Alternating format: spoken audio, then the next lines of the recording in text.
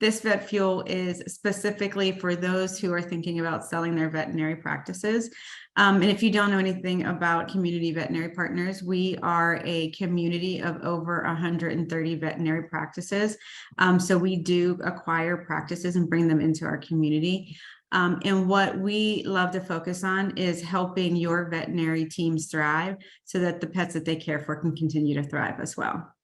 We are very excited tonight to have Frank Muggia with us. If you don't know who Frank is, he is one of the leading attorneys in the veterinary space, and it is rumored that he has done more deals than any other lawyer when it comes to veterinary practice acquisition. And what we love about bringing Frank to the event this evening is Frank is actually an attorney who represents the seller and doesn't necessarily represent a group like Community Veterinary Partners. So he's not employed by Community Veterinary Partners. He's an independent. His clients are clients like you who are thinking about selling their veterinary practices.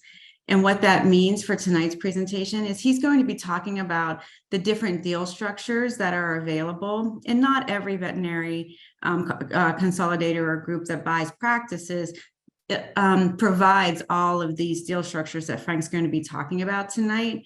But when it does come to Community Veterinary Partners, we're very flexible with the deal structures, and we do offer the deal structures, all of them. And we retrofit those to serve the needs of the people who are selling their practices to us, because we want you to get the most out of the transaction as well.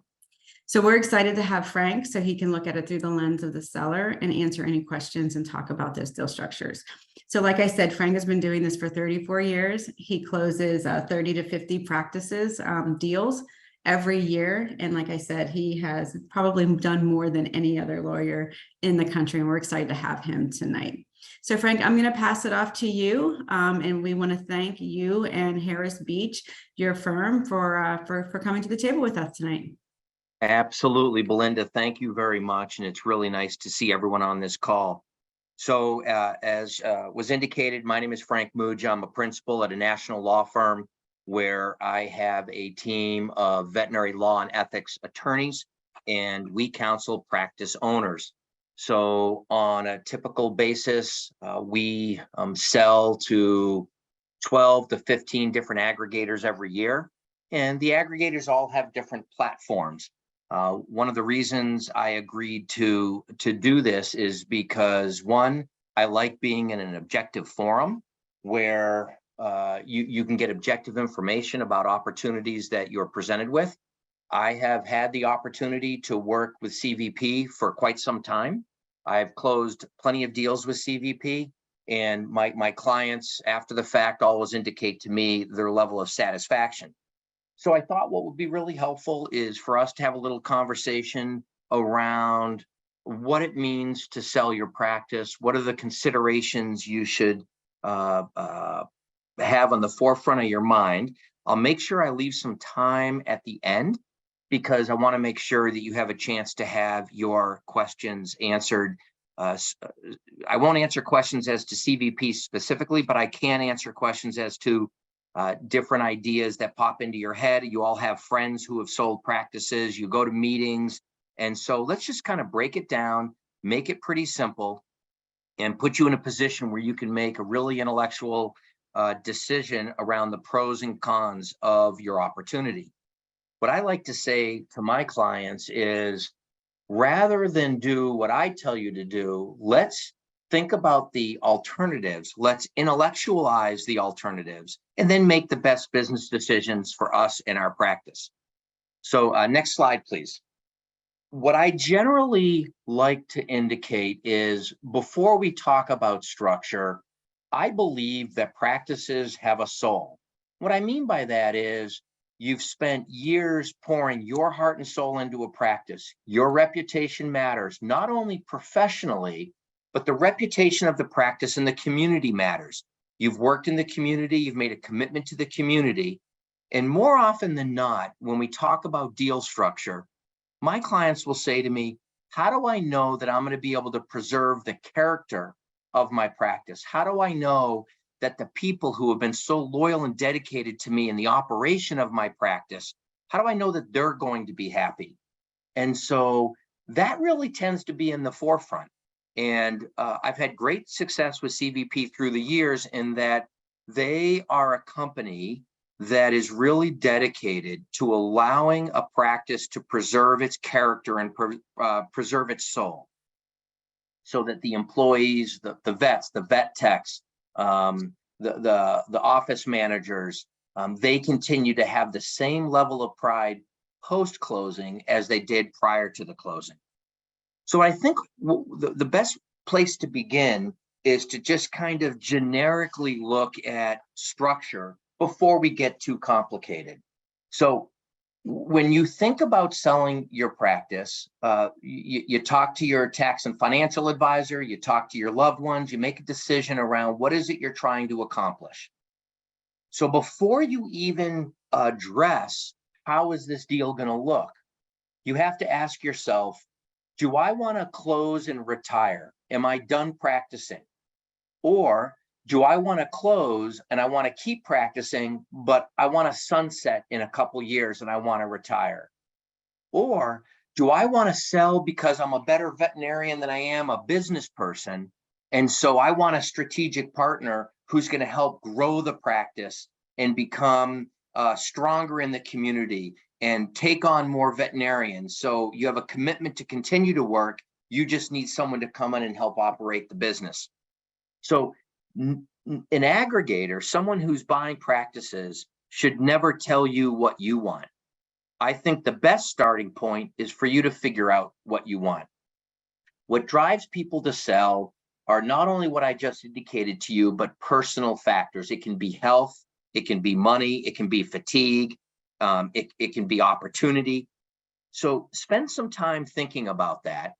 And then when you speak to a company like CVP, I always turn the questions around. Rather than say, how do you acquire a practice and what does it look like? I encourage you to say, this is what's important to me. This is what I want to protect and preserve. Can you build something around my needs so that I can meet my objectives, but CVP can meet their objectives?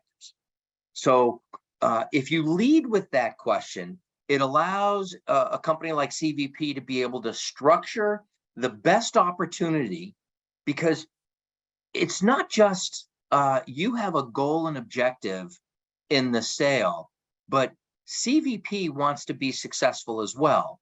And their success is dependent upon your definition of what you're trying to achieve. So if character in the community and commitment to your staff is what drives you, CVP won't acquire you unless they can achieve what you want to achieve. And that's why I like to encourage my clients to ask the question in a backwards way by saying, this is what's important to me. Can you build something to meet my expectations? So generically speaking, generally deals begin with, I'm going to sell my practice. So you sell 100% of the practice. You have no equity in your business once you sell. You get paid at closing, and everyone kind of moves on. Those deals are somewhat rare. Those deals are rare because CVP is going to invest money in your practice. They want to know that they can buy your goodwill. They want to know that when they write a check to you, you are incentivized to transfer the goodwill of your practice so that CVP can be successful. Now, that being said, a 100% buyout with no interest in the practice following closing, that happens. Usually it's driven by health, it's driven by retirement, it's driven by divorce, it's driven by personal elements that mean that a practice owner needs to step away. And those opportunities do exist. More often than not, however, you will have a buyout, but there's going to be some type of financial incentive to make sure that you're engaged, that you transfer the goodwill of the practice to CVP, and that not only do you achieve your objectives, but CVP achieves theirs. So what I like to say is when a client says to me, I want to sell my practice for $2 million, and I talk to a CVP, and CVP says, hey, we've done our analysis, we think it's worth 2 million. What I sometimes will say is, okay, I want to know if I can get 2.2 million. So how would I get CVP to pay $2.2 million for my practice when I know it's worth 2 million and they know it's worth 2 million? Well, what you do is you create a financial incentive in the seller to work hard in transferring the goodwill, to make sure associate veterinarians remain, to make sure that morale is at an all-time high, to make sure customers remain. And so what sometimes happens is we'll say, okay, it's worth 2 million, but these are the current financial metrics of the practice. And let's say we can grow the practice collaboratively. We can grow it by 10% a year for 3 years. I want to have, as a practice owner, a financial incentive to exceed CVP's expectations, to really collaborate almost as a partner in making it successful. In that scenario, if you take a little less money up front and you have confidence in what you can do, you actually can end up selling your practice for more money, and you net more money. But CVP, and I don't want anyone at the company to get mad at me, I do this with every single buyer of practices, they are likely to want to pay if they know that you are incentivized to hit financial targets, to help the practice grow, to keep the associates engaged, to add additional veterinarians. That's a win-win in both scenarios. So typically what happens is you look at the trailing 3 to 5 years of the practice. You guys are familiar in talking to your financial and tax advisors of the term EBITDA. You get to figure out how much money is the practice really making. And you go to a CVP and you say, look, here are the financial metrics of the practice. Let's figure out how we're going to collaborate to grow the practice. And if we do that, we're both going to benefit immensely. And so that's a very typical approach. It's called an earnout, where both parties have a financial incentive to outperform the cash sale at closing, in essence. So that works well, and there are several varieties of that deal structure. So if you're going to sell your practice, there's really only 2 things you can get. You can get cash, and you can get a retained equity in whatever survives post-closing. So there's no other way for you to be compensated. So I either want money, I want equity, I want a combination of both. That's where you really have to ask yourself what you want, because I've seen practice owners make a mistake at the outset where they want to maximize their money, but they don't want to work 3 years. They don't want to work 5 years, but they enter into a deal which commits them to work for 3 years, and it doesn't work out for either side. And that's why I always get back to the initial thought, which is, rather than have a company tell you how they're going to structure your acquisition, really do a self-assessment of what you want, and don't be afraid or concerned about saying, this is how I want the deal to work. I want to work 3 more years. I don't want to work 3 more years. I want to have all my money guaranteed up front versus I'm willing to take some money over time because I'm willing to invest in myself and I have confidence that I'm going to do well. And so what happens in those scenarios is you basically end up in a joint venture with a buyer where you can retain equity in the success of the practice. And I thought what would be helpful is to spend a few minutes talking about retained equity, because it is an interesting concept. It seems complex, so people tend to be concerned about it.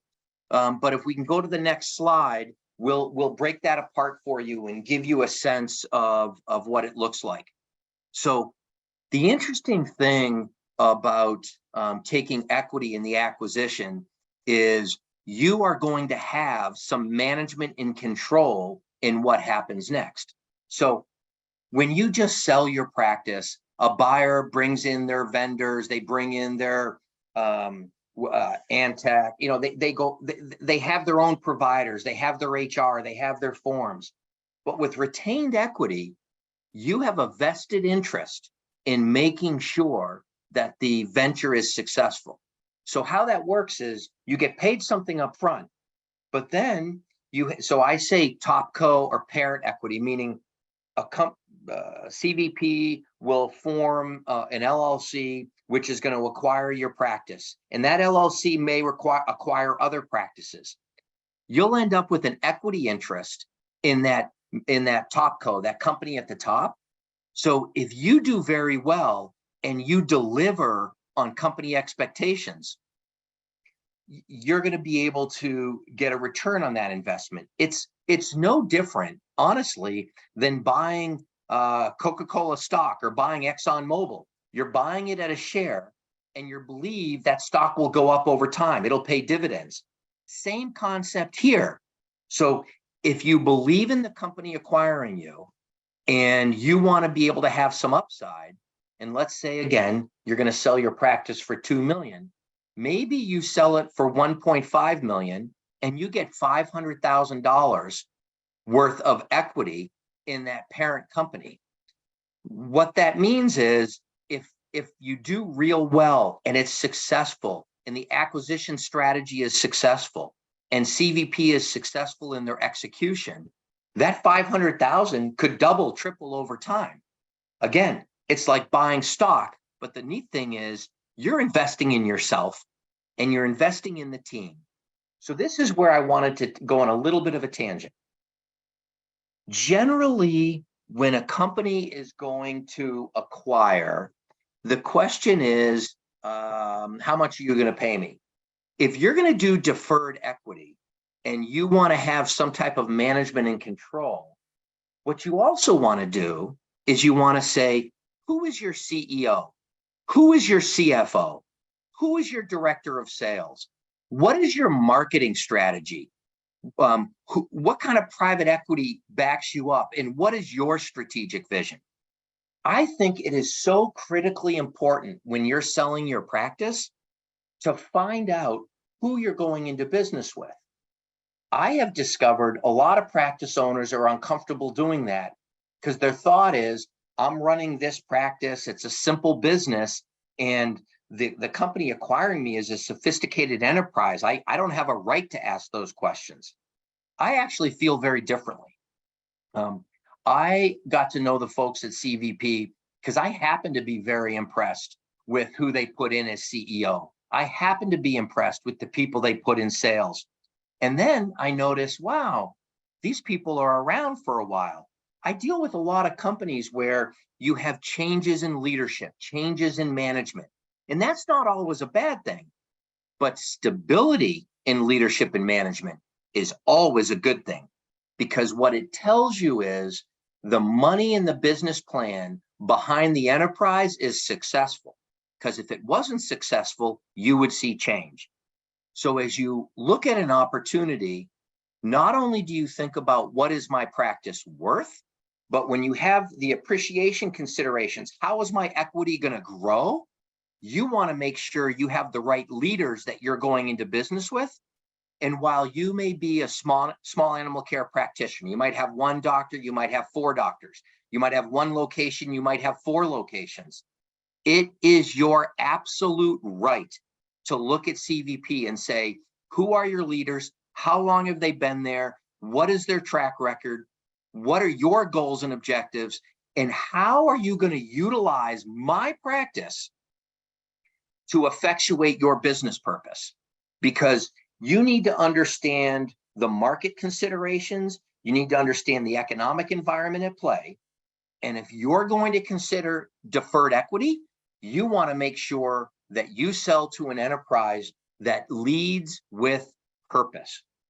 So when you talk to CVP or or you have conversations with your tax and financial advisor, conversations with your attorney, when you start to look at how they're going to buy you, take into consideration how the money is going to be taxed, how the money is going to grow, how you're going to deliver on the expectation of the company that's acquiring you, and then ask the question, if I'm going to have equity in the parent company, if I have equity in the enterprise that acquires me, what is my role and what is your role?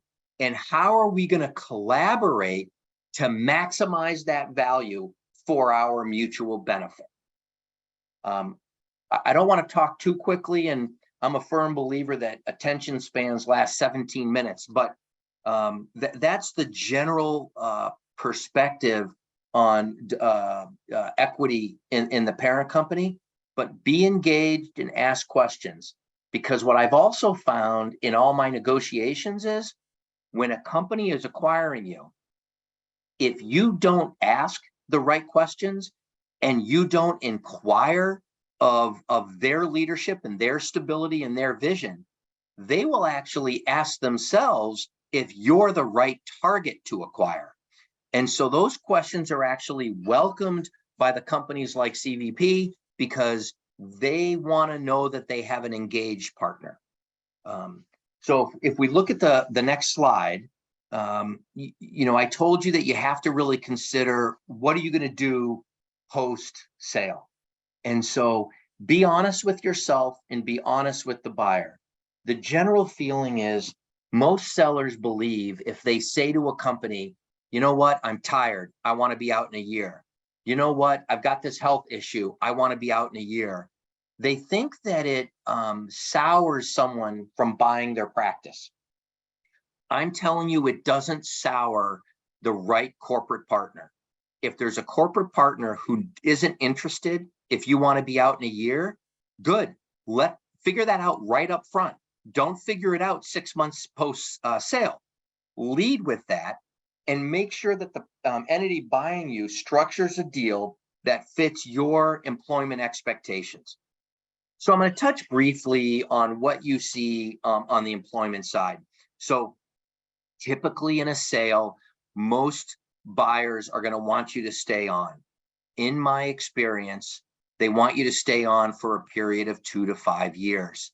Now, your roles might change. You may or may not be the medical director.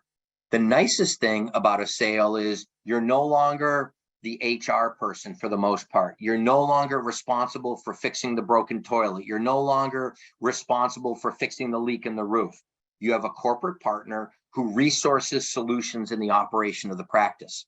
So typically, the seller gets back to doing what they love, which is practicing veterinary medicine. You're less of a business person and more of a professional again, but again, depending on what your interests are. So what's interesting about the post-closing employment agreements is it allows you some security. So you sell your practice, you get a certain amount of money, but then when you're looking at your retirement goals, and it is okay to say, I'm selling my practice because I want to retire in 5 years. I want to retire in 2 years. There are some pro-sal agreements out there that you're all familiar with. There's, you get a percentage of originating production, and you have fixed salaries, and you might have some other benefits and free care for your pets. Tell them what you want, and then advocate for what you want. If they want to make the deal work, you'll have an opportunity to get the security that you want through a fixed employment agreement. Conceptualize this. While you're running the practice, you are making sure that everyone gets paid no matter what. And at the end of the day, if there's not enough money for you to be paid, you don't get paid. Post-closing of an acquisition, when you negotiate the employment agreement, you get paid first. No matter what, you will get paid. And so it's a really effective tool to begin that transition from full-time practice towards retirement. So because it does that, you have some flexibility. You can plan 2 years out, 5 years out. You can do the economic analysis and figure out what's going to work for you and what's not going to work for you. But you also pair the employment agreement with the nature of your sale. So for instance, if you have retained equity in the topco, in the company that is doing the acquisition, you link that with your employment agreement, and you get a better return on the equity the harder you work on the employment agreement. And it's also a way for the buyer to be able to keep you engaged and make sure that they have the success. So there can be a downside to this. And so if you look at the next slide, what you'll see is the employment agreements will have termination provisions. That's the harsh reality about going from an owner to an employee. When you're an owner, you're unlikely to terminate yourself. Once you sell and you become an employee, you've got to pay attention to whether you're going to be terminated for cause, without cause, and what are your remedies. So in typical transactions, in the documents, you define for cause, reasonable cause. You define without cause. So I'm known in the industry for one fundamental principle. If you sign me to a 5-year contract post-closing and I don't do anything wrong and you choose to get rid of me, you will pay me for 5 years. I fight over that because that's what you took into consideration as part of your deal. So I like to say, if you want to terminate me after 2 years, you can, but you're going to prepay me for 3 years. You're going to buy me out of my employment. So that's the one side, without cause. But it also keeps the checks and balances in place to make sure that if something goes awry, if you engage in bad conduct, they have an opportunity to be able to remove you from the operation. But the nice thing is, when you tie the employment agreement to the retained equity, it's highly unlikely post-closing that you're going to be a bad actor, because you do not want to affect your retained equity. In other words, if you are terminated for cause, very often the topco will be able to discount your retained equity. And so you will not get as much of your money. And so that's the part of the transaction that I always struggle with, in that financial incentives very often will induce compliance with policy, procedure, and work ethic. I actually think that's a reasonable incentive. One of the things that I say at my firm is I often, it's not funny, but I joke about it, that loyalty is green. We have these great lawyers, but at the end of the day, if we're not paying them correctly, they have a family to provide for and they may go somewhere. The same concept exists post-closing.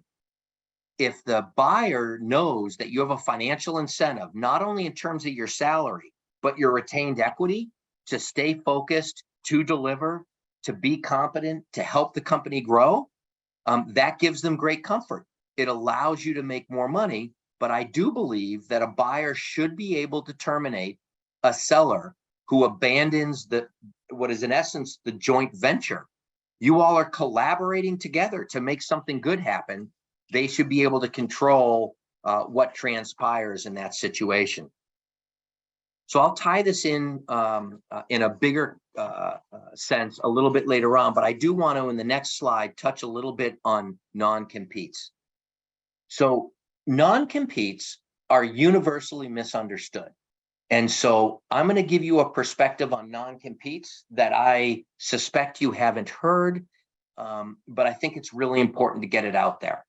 So first of all, there is federal legislation right now that might very well be passed that will make non-competes invalid on a federal basis. Many states already don't allow non-competes, right? And so you may be in a state where non-competes are illegal, and that's fine. Some states, like Florida, have codified non-competes, so there's parameters on that. New York, where I'm headquartered, just signed some legislations going to the governor that is going to essentially eliminate non-competes. So what's a non-compete? Most people believe a non-compete means that if you leave the practice, the law is going to say you can't go to a competing practice for a period of time, 2 years for a reasonable geographic area, 25 miles. And what I'm going to tell you is that is actually not what a non-compete is. I always say, what does a judge look at when they evaluate a non-compete? The judge does not look at the employee that's leaving. The judge actually doesn't care about the employee who is subject to the non-compete. A non-compete is only about goodwill of the business.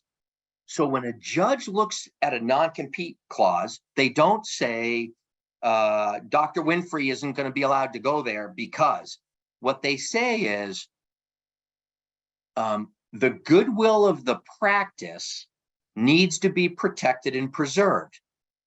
How long do we have to prevent the doctor who's leaving from practicing veterinary medicine to protect the goodwill of the practice? The analysis is about the practice, not the employee. So I started practicing in the 80s, and back in the 80s, you could see a non-compete that would be for 50 miles in 5 years. Well, the thing is, in a typical small animal care practice, if you did a zip code analysis, what you would find out is 80% of your business comes from a 10-mile radius. That's the typical average. So when a judge looks at a non-compete, a judge will rarely enforce a non-compete of over 10 miles because the judge isn't going to give you 100% protection, because you can't get that in the real world. Likewise, because the analysis is about goodwill, judges will say, if I don't let this doctor practice within a 10-mile radius for 6 months versus 2 years, what good is 2 years? If the practice can't reestablish goodwill in the community in 6 months, they're not going to be able to do it in 2 years. So non-competes have really started to be whittled down on employment agreements. However, I really want to draw a distinction for you between non-competes in your employment agreement and non-competes in an asset purchase agreement. So as an employee, very unlikely that a non-compete will be enforced against you. Clients will call me and say, hey, I want to sue and enforce this non-compete. And I tell them all they're doing is transferring assets to me. Non-competes are very difficult to enforce, so I don't like to do that. However, in the sale of a practice, the non-compete analysis is completely different. So you might have an employment agreement post-closing that says, for 2 years and 10 miles, you can't practice at a competing practice. That may or may not be enforceable. However, in the asset purchase agreement, you may have for a period of 5 years and 50 miles, you can't compete.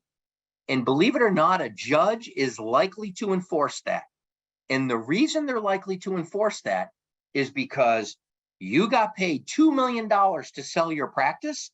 You are not allowed to monetize the goodwill of your practice and then go compete against the very company that gave you that money and purchase that goodwill. So pay attention to the difference between a non-compete and an employment agreement versus a non-compete and an asset purchase agreement. The asset purchase agreement non-compete is very likely to be enforced.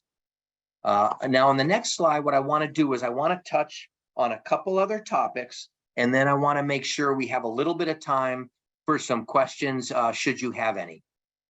So globally, when I look at what my clients need to take into consideration when they're looking at deal structures, do I get cash up front? Do I get some cash and some deferred cash? Do I get cash, deferred cash, in an employment agreement? Do I get cash and deferred equity? Do I create a partnership? Those are those different structures that are out there. I want to make sure you pay attention to some overriding concerns that I worry about. So very often when we're doing a deal, a buyer might say, we want to do this deal, but I want you to retain these 2 associates. The difficulty with that is an associate may not want to be a part of a practice being acquired. They may want to go in a different direction. And so what's really interesting, and I will tell you, this is something really kind of unique about CVP and something I've deeply appreciated.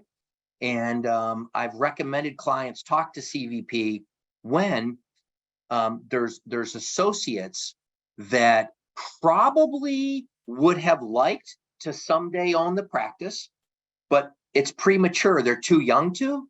What's really interesting is you can sell your practice to CVP. I'm not putting words in their mouths. You'd have to negotiate this. But if you had really strong associates who weren't quite ready to own the practice, CVP can create a structure where the associate has this potential in the future to have some equity. So you might be able to cash out on the sale of your practice, but CVP will say, I want to make sure these two associates stay around. So I'm going to allow these associates perhaps to vest in some equity in Topco over time, so that if the associate continues on their path and continues to deliver, the associate has a path to some equity interest in Topco to make the enterprise work. I think that's a really fascinating concept, and there aren't many outfits out there that will create that. And again, it gets back to what I led with, which is some aggregators are very, very firm in their structure. They say, this is what we do, and this is how we structure, and that's okay. Some, like CVP, have flexibility to listen to you. I've been in these negotiations where CVP still goes back to the practice owner and says, but what do you want? How do you see this playing out? How can we make you happy? You can structure it backwards that way to make sure that both parties end up where they want to be. You want to pay attention to inventory. I've had some clients get in trouble in the past. Typical contracts say usual and customary inventory on hand. And as you know, seasonally, you might have some medication where your inventory might go from 5,000 to 18,000. And I've had clients right before closing return all the inventory they can return. The attorney representing you in the transaction should be able to keep you focused on this, but maintain usual and customary inventory. Now, I am not a tax attorney. I do not have an LLM. I believe lawyers should not practice accounting, and I don't think accountants should practice law. So when you structure a deal, do not assume that you understand how the money is going to come to you. Meaning the tax structure of a deal is almost, if not more important than the structure of the deal itself. What I mean by that is, how is the handling of the sale of your assets and your goodwill going to be taxed? You make sure that when you structure the economics of a deal, before you sign a letter of intent, that your tax and financial advisor gives you the analysis of the cash flow from a tax perspective. I've seen people get some real big surprises and regret that they were in the middle of a sale when they weren't receiving the value that they believe they should receive. Be creative in what you ask for. So for instance, I've had clients who don't have a lot of retirement money, and they say to themselves, hey, I'm going to sell the practice and then I'll have retirement money. But that's not how it works. If you sell the practice and you pay tax, you're investing after tax money. So what I like to do sometimes is throw a curveball at a buyer, and I'll say, listen, post-closing, my client wants to make $250,000 a year, but here's what they want to do. They want a $100,000 salary, and they want a $150,000 deferred comp plan. I don't know if you've heard about deferred comp plans, but what's really great about them is you don't pay taxes on the money that goes into the deferred comp until you take from that plan. So you can work for 5 years, live off the money that you made in the sale or you're getting in salary. And then if you move into a state that has advantageous state tax handling, Tennessee, Florida, what have you, you will pay taxes on the deferred comp money based on your tax structure at the time that you take it. So right now you're at your maximum tax bracket. So imagine if you put $500,000 over the period of 5 years into a deferred comp plan, then you retired, and you move to Florida or Tennessee or Nevada, wherever, and you can live on $50,000 a year, you will actually be in the tax bracket of someone earning $50,000 a year. You will reduce your tax burden because the deferred comp money gets paid to you and you're taxed at your status at the time that you take it. Talk to your tax advisor about it. There are also some strategic opportunities with real estate. The majority of my clients own their real estate. And very often a buyer will say, we're going to buy the practice. We want to buy the real estate. Some aggregators don't like to own real estate. And so put some thought into how you want to structure the real estate. How are you going to charge rent?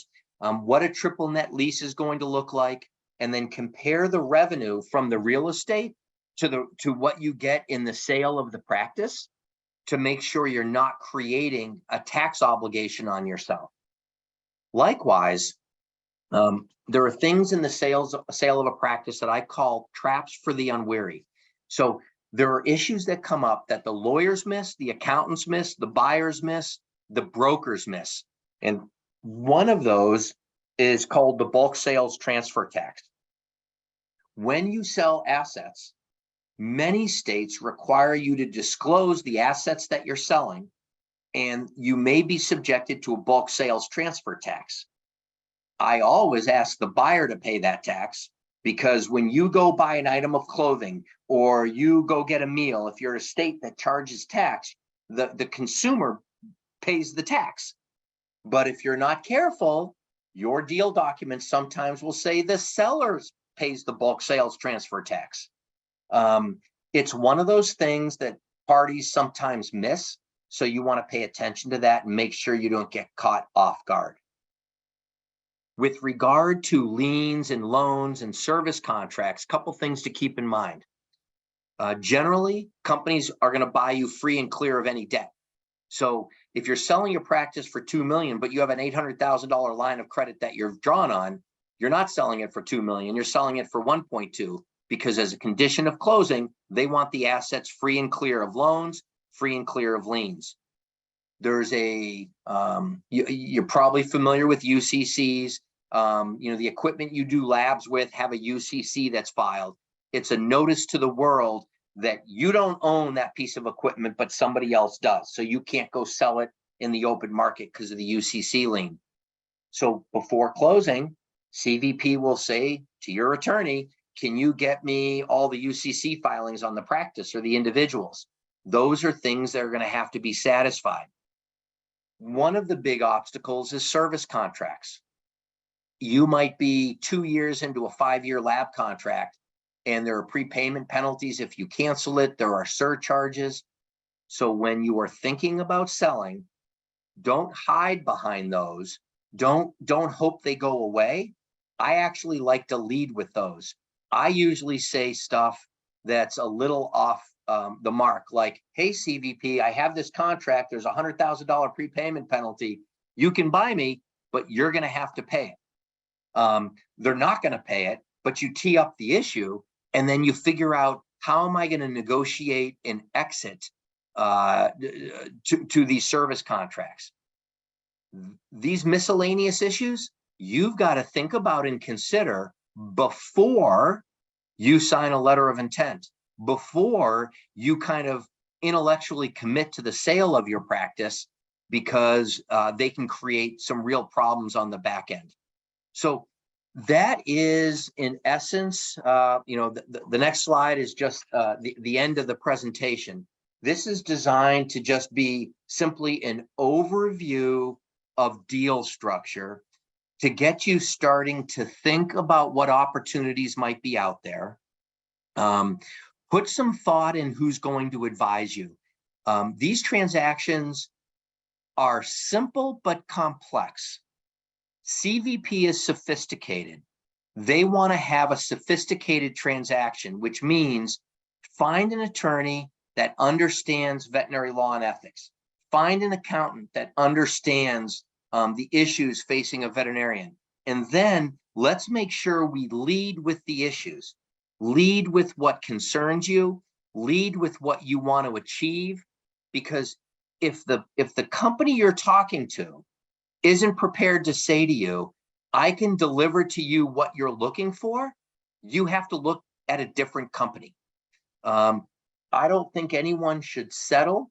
There are a lot of companies out there, as you know, you've got friends that have sold their practices and are talking to people, but make sure you ask the right question of the company that you talk to. Who's running you? Who's making the decisions? What kind of stability is there? What kind of commitment are you going to make to me? And meet them face to face. Look them in the eyes and just ask yourself, is this someone I want to be in business with? Are they going to sustain my legacy, sustain the soul of my practice? Because when you sell, if the soul of your practice becomes eroded or decays, over the years, I've had plenty of clients express regret if they didn't get the right strategic partner. So don't hope it's going to be right. Have the conversation, get a commitment from the buyer that they're going to sustain the character of what you've spent your life building, and you'll be happy emotionally and financially. So I want to thank you all for your time. My information is available here without any commitment whatsoever. If you have a couple questions, I'm more than happy to answer questions for the attendees. Try and help you understand what your opportunities are, where the risks lie. CVP has longevity. They have really, really good, honest folks. If you ask them a blunt question, they will give you that answer truthfully, even if in the big picture, they feel like there's a chance it might not be to their benefit. I really, truly believe CVP would rather give you the accurate answer so you can assess whether there's going to be good synergy than they would anything else. So I appreciate you guys taking the time. I hope I didn't speak too quickly, and I hope I was able to give you some information that's beneficial. Thank you, Frank. That was really, truly informational and amazing. As always, you lay things out in a way that make a lot of sense to someone who doesn't think about these things all the time. So thank you so much.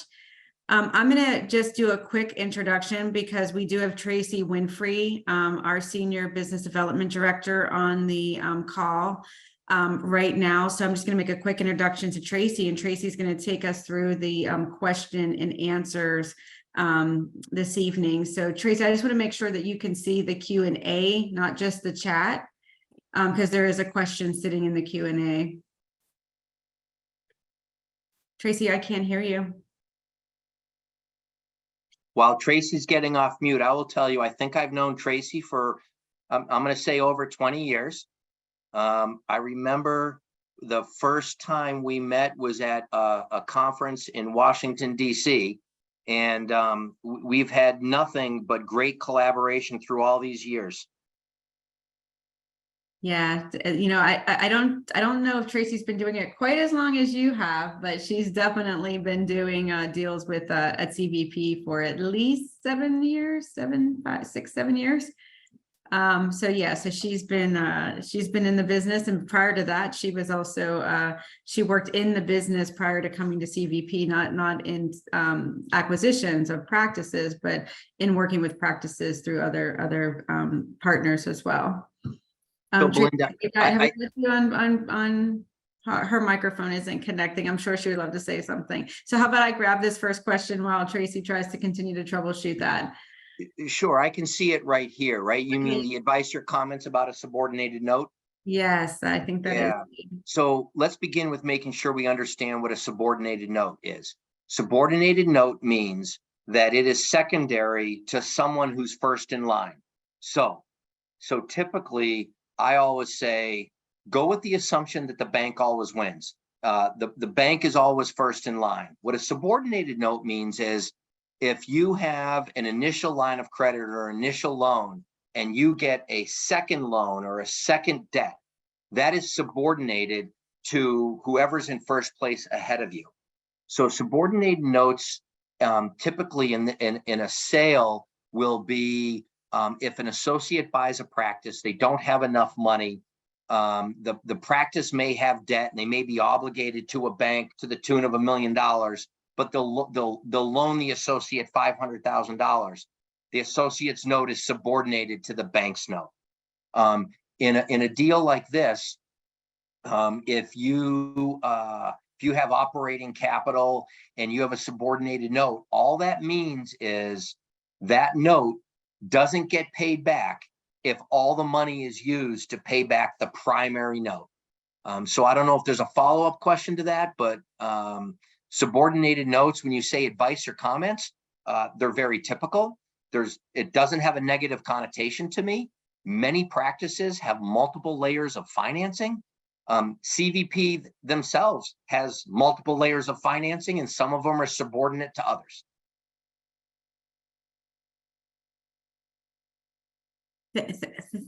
Thanks for that answer. We still can't hear you, Tracy. I will ask, though, a follow-up question that's not quite the same as the subordinated note, but it is along the lines of the equity conversation that you had mentioned earlier. So you had talked about the Topco having which would be CVP, right, when we purchase. We do allow, as you mentioned, associates and even practice managers to have an investment stake in the overall community. So what is your viewpoint on whether or not that type of scenario could be a good option for a seller or even the associate from a financial investment? Belinda, I am a huge fan of that. The reason is, if I'm going to acquire a practice, I want to know that doctor is willing to bet on themselves. And so a doctor who takes the deferred equity is telling CVP, I'm going to succeed. We are going to do well. You are my right partner. Let's go do this together. What's interesting is there are a lot of companies out there that don't offer that. And I think that's a missed opportunity. So if you're inclined to believe that, with the right strategic partner in CVP and the right capital, you can add a doctor, you can compete in the community, you can strategize about the acquisition of another practice 18 miles away, that you can help grow the enterprise, then CVP becomes the right partner because you're sending the message, I'm willing to do it. Now, that doesn't mean every deal has to be like that, of course, Belinda, but I'm a big fan of that. I think it's a win-win for both sides. And when a client of mine says, I don't think I want deferred equity, my next question is, so what is it you're worried about that you think isn't going to be successful here? Because I want to anticipate that in the deal documents. Yeah, I think that's really great advice. If there's a reason, what is that reason, right? So what are you feeling or what are you thinking there that you wouldn't do something like that? The other interesting thing too about that idea of that equity partnership, and I think you mentioned this when and one of the things that is really important to CVP is that idea of partnership. So whether the seller continues to stay on for a few years, we want to do that in partnership. We also want to work in partnership with the associates in the practice and who might be taking over that lead doctor position once the seller decides that they are ready to retire in a retirement type of situation. The other thing that we also have done with a few of our sellers to date is look at how do we help you expand your business? Is there a second location that you're opening up? Is there a doctor inside of your practice that could come over to that particular practice, be a joint venture partner in that practice, or even as we've talked about, a partnership outside of that in the overarching community? So there are many options and many things to think about. As you said, like, what is your future goal? What is it that you see for your business and who's the right partner for you? Yeah, for sure. And then, Belinda, there's a follow-up question on the subordinated note. Is it similar to a holdback dependent on maintaining revenue for a set period of time? It may be semantics, but to me, it's not the same thing. So maintaining revenue for a set period of time, that's an earnout. That's you're going to have to hit these criteria. And if you meet these criteria, you're going to earn some extra money. That's called an earnout. A subordinated note really is different. A subordinated note has a face amount, what's due, what the terms are, when you have to pay it back. And regardless of the revenue over a period of time, you have an obligation on a subordinated note.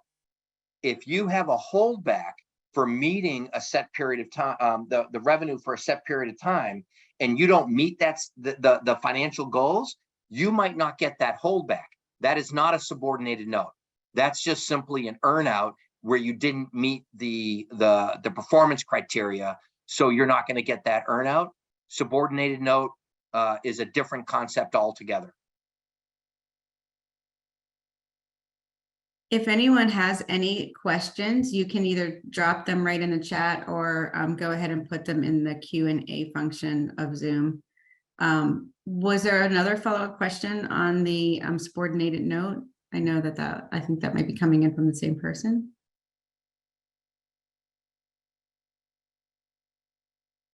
Yeah, I don't see that. I don't see the other ones coming in either.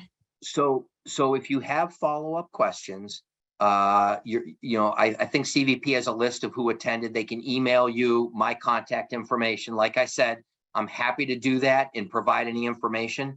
My email address is fmuggia@harrisbeach.com, and I'm sure Belinda can circulate that to whoever's attending. And if I can provide some assistance, I'm happy to.